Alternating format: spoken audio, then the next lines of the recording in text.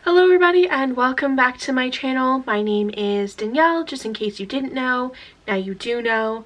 And today we're gonna do my year in review.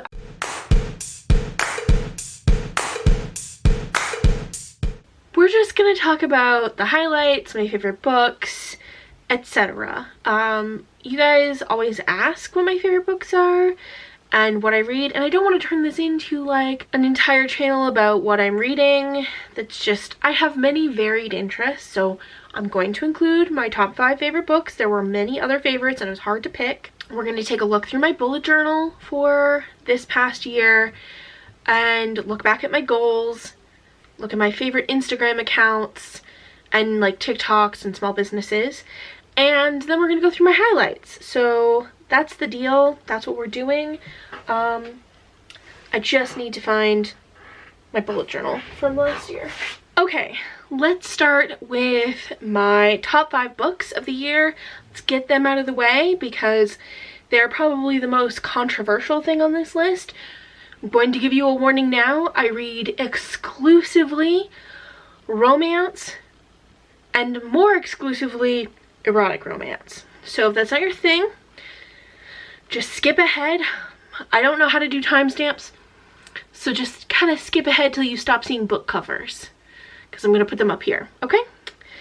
So these are in no particular order, just sort of in the order I guess they are in an order. They're in the order that I read them for the year. So, and they all happen to be series, not on purpose, but yeah, anyway. So, number 1 is the entire Souls Chapel Revenants MC series. Normally, I am not a motorcycle club book person, but this doesn't actually center around the motorcycle club at all. It's an entire series about convicts, people who are put in jail, who really shouldn't have been put in jail, and then they're let out of jail because some guy with lots of money basically wants them to join his little gang. It's not really a gang, but basically they're just like vigilantes now instead of criminals. Still technically illegal. And then each book kind of goes through one person on the team and they fall in love and, you know, all that stuff. And there's lots of like adventure. It's by an author named, or that goes by Lanny Lynn Vale. Don't know if that's their real name, a pen name, whatever. I've read many books by them this year, and they're all very good. And also, they're funny. I laugh out loud a lot while reading them, and I cry sometimes while reading them because they're good, and they really just get you in the feels. Anyway. The whole series is good. I think it's all out now, so you can read from like first one to the last one. The next one is kind of a TikTok made me buy it situation. It's called A Lesson in Blackmail. Black Mountain Academy / a Club Alias novel. It's by K.D. Robichaux. I started following her on TikTok, and when I saw what she wrote, I was like, I'm gonna need to read that. And I've read 4 of her books now. Until CC, A Lesson in Blackmail, and there is The Confession Duet, which is 2 books. All good, love them all. She self-publishes, which is amazing because it means books come out faster. And her promo is really funny, and you should follow her on TikTok if you like that kind of book.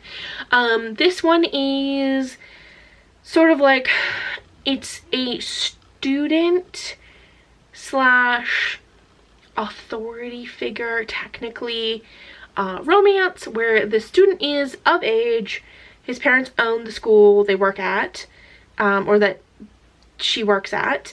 She's a librarian, super shy, and he kind of like comes on to her very strongly, and it goes from there. It's very good. I really like it. And it's like I don't know, number 2 or 3 in a series. There's more in the series. I haven't read them all. I definitely want to, but you can read them standalone again. Next up is Halo, which is a rockstar romance, and it's by Ella Frank and Brooke Blaine. It's number 1 in the series. It's the Fallen Angel series, and basically it's about this huge band who needs to replace their lead singer, and they find Halo. That's their actual name, or like their stage name. And the lead singer that they hire, Halo, and a member of the band, the most outspoken one, end up kind of getting together. I wouldn't say falling in love, but like they have the hots for each other, and the story continues over several books. Yeah, so it's not just like one and done. This one, you need to kind of read the others too, but this will get you good started. It's also about a man, like the lead singer, coming to grips with his sexuality and things like that, because up until then he basically assumed he was straight.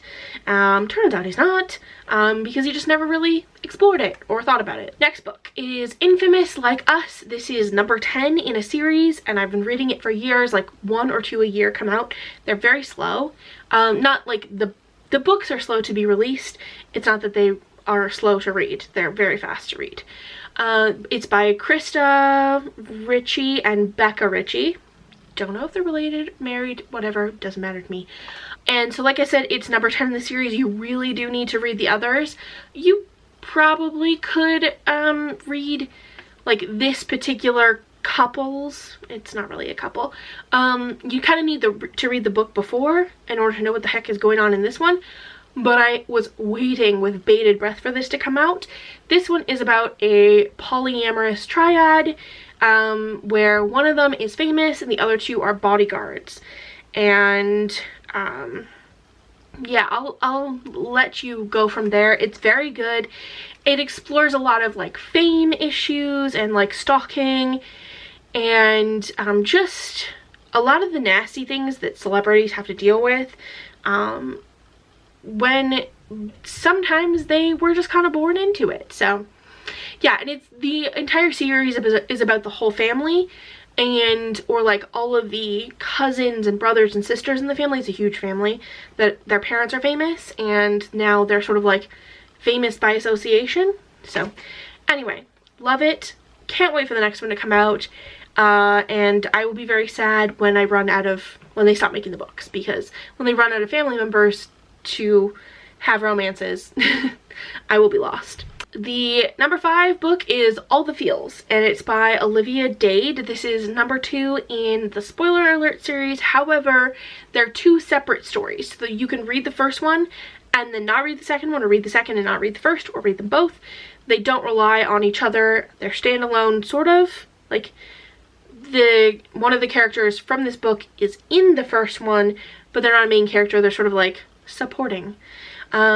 Essentially, it's a celebrity an actor, and he's on this show, sort of like Game of Thrones like, and he doesn't like how it's been cast, or like how the production has been running it, and he decides to write fan fiction about it and fix it. And along the way, he gets in trouble a few times. He gets a babysitter. The babysitter is someone who is plus size and also not conventionally attractive, and he finds himself actually being attracted to them. And I don't mean like actually, like, oh god, how dare he be attracted to somebody who's ugly. It's like this person has a lot of insecurity issues, don't we all? And can't believe that he's actually attracted to her. Anyway, I love it. It was really good. Definitely worth reading the first one as well, and I can't wait for the next one to come out. Honorable mention goes to 2 books by Casey McQuiston. I'll link them both in the description. All the links for everything will be in the description. I just couldn't decide which one I wanted to put on here, so you'll have to go read them yourself. So alright, now we're going to go through my bullet journal. So this is my bullet journal. It's an Archer and Olive one. I'm I'm not using an Archer and Olive as my main bullet journal this year. I got one by Amanda Rachel Lee. I have lots of stickers in here because, you know, I like stickers and I don't like drawing, so, or I do like drawing. I have a future log made entirely of calendar stickers, but I did not use this at all, so I didn't put one in this year's. I have my grid spacing and my Savopoly. I did the Savopoly quite well for a little while and then was not making the same amount of money and ended up spending all of what I had saved. The grid thing, because I set my journal up basically 3 to 6 months in advance, like I pre-make all the layouts for as far out as I can because I like the same layout every week and I like the same calendar setup. I don't really need the grid thing. It all looks the same. So anyways, then we have my goals, and I set this up thinking that I would only need, like, I would only be in this journal for 6 months, but because I don't use as many pages as like the typical bullet journaler, I set up 6 months worth of goals, and then like in the middle I had to reset it all up again. So yeah, anyways, we'll look at the goals later. Then we have a YouTube and Instagram tracker. Really didn't need 2 full pages because I didn't have exponential growth and didn't like just go viral or whatever. Then I have several pages of gratitude journaling, which I didn't use a whole lot. Then I have some Instax photos. I only did these for like the first half of the year.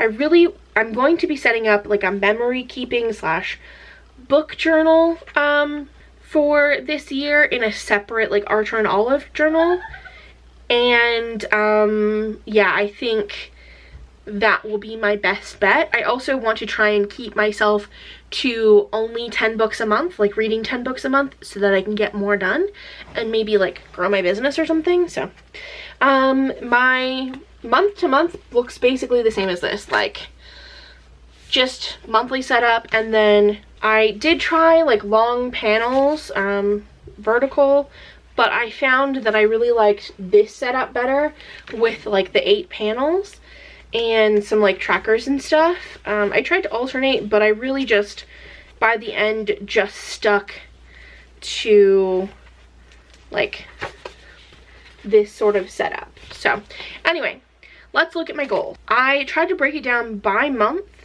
and really just establish like 3 goals a month. Not doing that this year, that's a lot. And I'm breaking it down into just like a few goals for like each pillar of my life. January, no new service clients for 6 months. Did that. Haven't taken on anybody new except for a couple like consulting sessions. May start doing that again in January with just like consulting things, but not where I'm actually making websites for people. Launch channel members. I did that and it lasted like 3 whole months because as it turns out, I hated it. You guys hated it. It did not go well.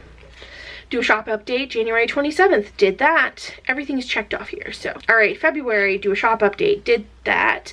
Prepare merch designs. Didn't do that. Prepare wholesale launch. Did that. Thinking I don't, because I will be stopping making jewelry in the new year until I can establish like the clothing side of things. I'm thinking like wholesale is not where I'm going to be focusing, so we will not even need the wholesale, which is great because wholesale kind of takes a long time. Launch wholesale, did that. Do a shop update, did that. Prepare for member drive, did not do that. That was March. Did a shop update in April. Pre-film for Everyday May, did not do that and failed epically at Everyday May. Reached 25k on YouTube. I got close to 23k. But in order to do that, I would have had to have gained 750 subs every month from January until April, and I did not do that. Let's see here. May, do a shop update in May or at the end of May. Yeah, I don't know if I did that or not. Get Rebellious Clove Instagram to 1,000 follows.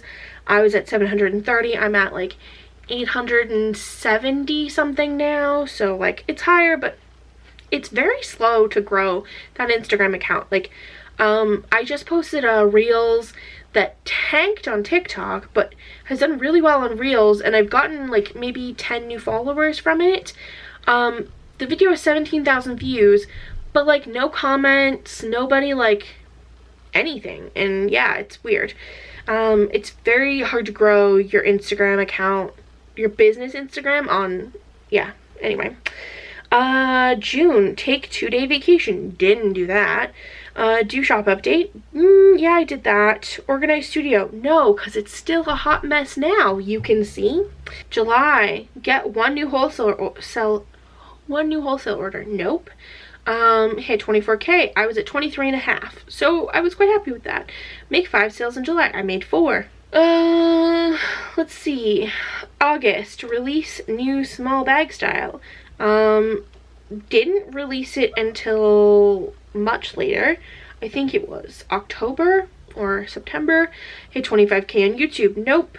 Make 10 sales. Nope. Not in, anyway. September, design holiday items. Nope. But did definitely think hard about them. Planning ahead by like 3 months is very important because you need to be able to make things. Make 1 TikTok every day in September. I did make a lot of them, but not 1 every day. Get 1 new wholesale order. Nope. Okay, so October, do 1 virtual market. I did one in November, but I prepared for it in October. So make 20 sales in October. Didn't even come close. Hit 1K on TikTok. No, I'm at like 780 something. November, sell out of holiday items. Nope. But did pretty well at the market. Reached 28K on YouTube. Not even close. Make 30 sales in November. It was probably closer to 20. And December, no shop update. Definitely did that. Plan and prep for 2022. Yeah. Post 2 times videos a week. Pre-film and edit, batch record, etc. No, this will only be my 4th video of the whole month. So yeah, anyway. Oh yes, and number 3 is rest. I have done that, but I've also worked a lot at the store, and this is my week off. We close until the 4th of January, so I have time to do things. So yeah, anyways, not all goals were reached, but that was a lot of goals, and it was just a lot. And it was a lot to achieve for every month. I expect a lot when working also a part-time job that actually takes up a lot more of my time than I think anybody realizes. All right, let's talk about my favorite accounts and small businesses. So this year I found Stay Fat Design Co. I got a cool ass sticker for my computer, which I can't show you because it's plugged in. It says Thunder Thighs on it. I love it. I will link them below. They are Canadian. They are a small business, and I love it. I think I found them on TikTok, yes. Then Saucier, I think. At first I was pronouncing it just Saucy West, but I think it's Saucier West. Not quite sure. I follow them on Instagram and TikTok. I have been following along on her Fight for Inclusivity campaign, which has gotten her so much hate, but has been so important. And I think what she's doing is really good because she is larger like me, like similar sizes, and it makes me so angry when you ask brands to make more sizes and no one else is asking either. I think, and she's been doing some really good things. She made an entire campaign with like proper slides and literature and information to give to brands, and a boycott list of brands that say they're size inclusive but aren't. And she really just got shit on the entire time about the campaign, and I think she deserves a lot more respect for what she's doing and putting up with the garbage way she's been treated. So you should follow her if you're interested in that sort of thing. And if you're not and you just want to go and harass her, don't follow her, because don't be an asshole. My favorite TikTok account of all time is Mr. Bones Sews, and this tiny little plastic skeleton who's like probably this tall, and his person has made him like a miniature house, and he has a miniature sewing machine, and oh my good god, I am in love. The person who runs the account went to the same school I did, probably right around the same time I did, like close. So in terms of like college, we both went to Seneca College, which just blows my mind that I didn't meet them. Anyways, so yeah, I love it and I'm obsessed, and he sews, he quilts just like she does. Then another account I found this year, or maybe it was like late last year, I don't remember, is Tailored to You, which is I don't know really, she's a graphic designer, I would say, and she makes like sublimation mugs. She does like screen printed shirts. Oh, she did my phone case. Yeah. And the phone case I had before with the leopard on it, she designed that. Also the slippers I'm currently wearing, she sells those. I have a couple of her mugs. What else do I have? I don't know. I've bought a few things from her now, and I love it. I also love her personality. Her name's Taylor, and she just doesn't take any shit from anybody in any of her videos. Like, if you could have Googled it and you didn't, and then you ask her, she'll tell you to just go Google it. And I love it, because I always feel the need to like have all the answers, and she does not. And then another favorite account, I guess this would be like a YouTube channel that I'm loving, is XXL Scrunchie Co. And they've really blown up this year, just like grown so much. They are a YouTube channel, a business based in Belleville, Ontario, which is only like 45 minutes away from me, and oftentimes in her vlog she'll be like shopping in the Fabricland here in my city, because her Fabricland is garbage. I've been to it, it's awful. And so like you'll see, I'll be like, wait, those are my Fabricland ladies, like what are you doing? And it feels kind of like I'm a little involved. I bought a couple times from her now. My dog ate my like claw clip that I got from her. She didn't eat it, like swallow it, she chewed it up, and so I'm replacing that, and I'm hoping it comes next week. So yeah, and yes, she does make scrunchies, and I also make scrunchies, but it's not the same, and I'm still gonna buy them from her.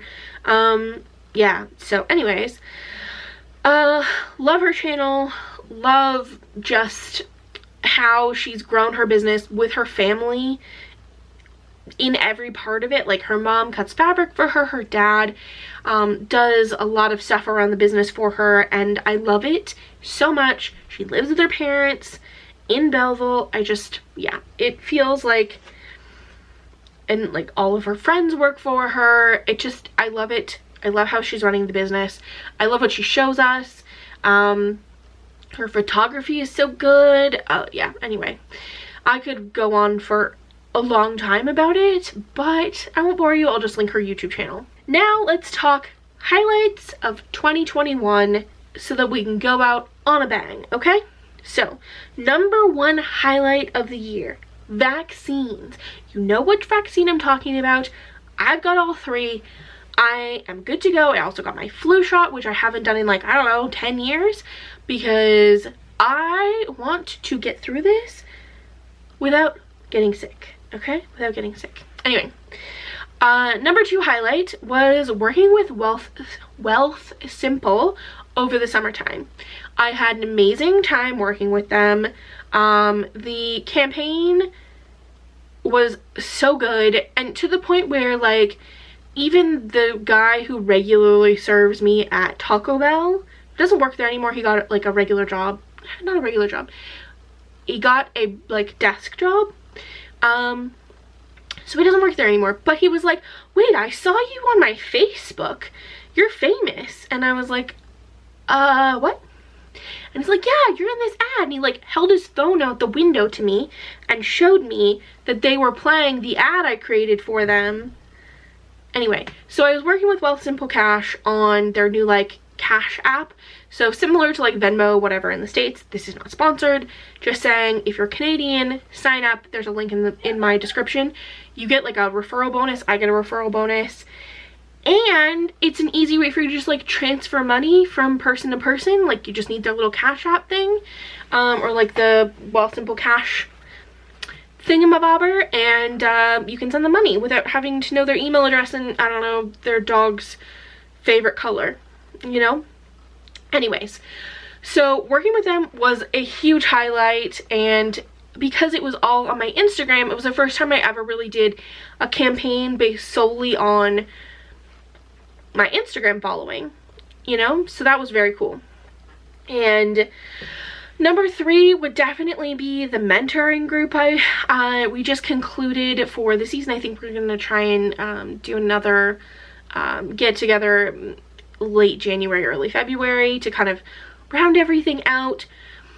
But it's been amazing. It's really given me the confidence to go for expanding my business beyond accessories, because I know that's what I need to do, but like it's terrifying. And just actually getting to know the women in my group and the support that's there, so it's been great. And I've really enjoyed the bi-weekly meetings and getting together and having that support system that I kind of had pre-pandemic, but it sort of just fell apart because I wasn't going to like the monthly dinners I was going to before, and didn't sort of have the accountability and check-in like I do with this group. So yeah, anyway, loved it. Number 4 is knit and stitch nights. I'm gonna really make myself sound like a grandma.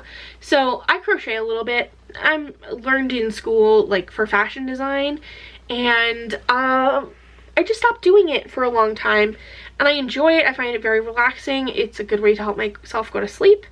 And I started crocheting again. I'm trying to crochet like a giant blanket. I would also really like to crochet an entire cardigan out of granny squares. We'll see. You know, I want to finish the blanket first. And it's just this group of ladies who also knit and crochet, and it's done through a crafting bar of all things that's local to me. And they were doing like over the summertime knit and stitch nights while we were in lockdown, and it was just so amazing. Now a bunch of those ladies actually come to the store I work at and shop all the time, and it's just, yeah, it's really fun, and I've really enjoyed it. And I look forward to doing more of them. It's given me like a hobby again, you know? And number 5 is probably the most scary of the highlights, is making clothes again and finding that creativity and that passion for making clothes again, and really having a go of it on my business. Up until now, I've just sort of like been making stuff. In the new year, really establishing like my style and the flow of things and how I want things to work, and being cohesive and setting up like proper collections and proper like fabric selections and things like that, that I can make multiples of the same colorway, I think will be game changer. So we'll see. But yeah, making clothes again and designing plus size clothes and clothes I can actually wear has been a top highlight, even though it happened kind of in the last 3 months or so. That's my year in review. Thank you so much for joining me. Please leave one of your highlights of the year in the comments below. I'd love to see it. And if this interests you and you want to see any more, stick around, subscribe, like the video, share the video, all the things, and I'll see you guys soon. Bye!